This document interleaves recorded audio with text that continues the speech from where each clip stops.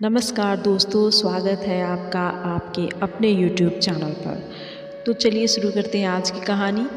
एक दिन गौतम बुद्ध शिष्यों के साथ यात्रा कर रहे थे।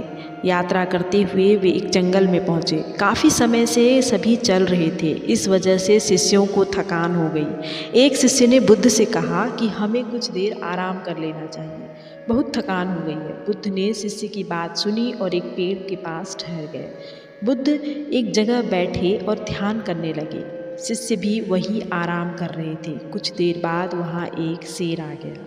शेर को देखकर सभी शिष्य तो डर गए और पेड़ पर चढ़ अपने प्राण बचा लिए, लेकिन बुद्ध तो वहीं ध्यान में बैठे रहे। एक शिष्य ने आवाज़ लगाई और कहा कि तथागत, आप तुरंत पेड़ पर आ जाइए, एक शेर हमारी ओर आ रहा है।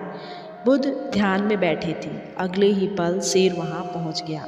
शेर ने बुद्ध के पैरों को सूंघा और आगे बढ़ गया। शिष्य ये देखकर हैरान हो गए। शेर के जाने के बाद शिष्य नीचे उतर आए।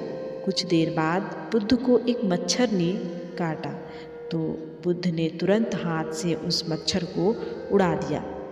ये देखकर एक शिष्य बोला कि अभी थोड़ी देर पहले एक शेर आया था, उसके सामने तो आप शांत बैठे थे, लेकिन एक मच्छर की वजह से परेशान हो रहे हैं। बुद्ध ने कहा कि जब शेर आया था तब मैं ध्यान कर रहा था, मैं मेरी आत्मा के साथ था। अभी मैं ध्यान नहीं कर रहा हूँ और मैं तुम्हारे साथ हूँ। इन दोनों ही स्थितियाँ बड़ा फर्क है। जब मैं ध्यान में था तो बाहरी चीज़ें मुझे प्रभावित नहीं कर रही थी। अब जब मैं ध्यान में नहीं हूँ तो एक छोटा सा मच्छर से भी परेशानी हो रही है। दोस्तों, बुद्ध ने ये सीख दी है कि जब हम ध्यान करते हैं, हम अपनी आत्मा के साथ होते हैं, तो बाहरी किसी भी चीज़ के लिए हमारा मन विचलित नहीं होता है। बाहरी चीज़ें हमें प्रभावित नहीं कर पाती हैं। ध्यान करने से हमारे आसपास सकारात्मक वातावरण बन जाता है। जब शेर आया था तो मेरे आसपास का वातावरण शांत और सकारात्मक था।